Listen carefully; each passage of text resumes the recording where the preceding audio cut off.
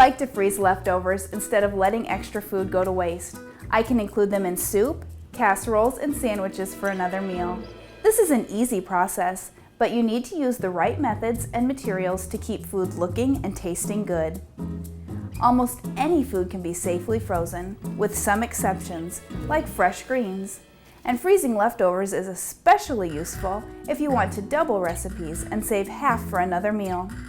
This is a great way to always have family favorites available.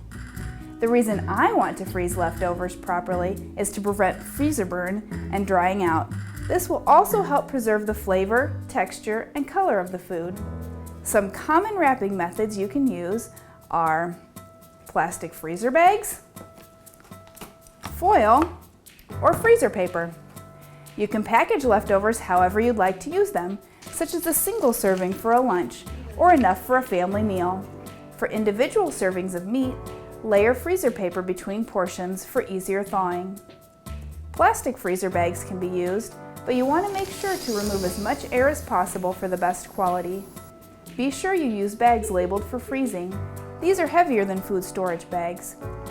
If you have something like a soup or casserole you would like to save, then some plastic or glass containers or freezer bags work well. No matter which method you use, make sure you label and date all your leftovers and use them within 3 or 4 months. There are a few food safety tips to keep in mind as you freeze leftovers. Wrap and store your leftovers quickly so that they do not sit out at room temperature too long.